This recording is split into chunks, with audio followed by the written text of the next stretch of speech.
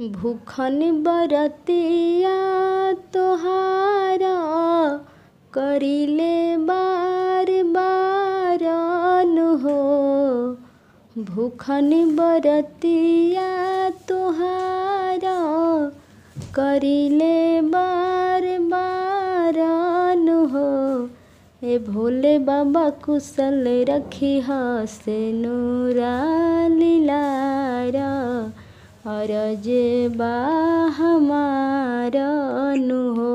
ए भोले बाबा कुशल रखी से नूरा लीलारा अरज बा हमारन हो। जैसे देवे शिव जी गौरा के प्यार हो, ओ सही सलामत रहस पिया जी हमार हो।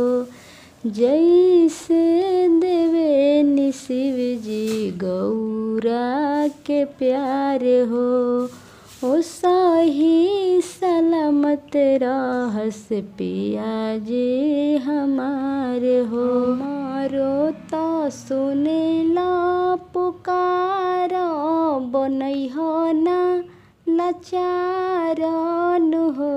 ए भोले बाबा कुशल रखी से नूरा लीलारा अरज बा हमारन हो। ए भोले बाबा कुशल रखी से नूरा लीलारा अरज बा हमारन हो।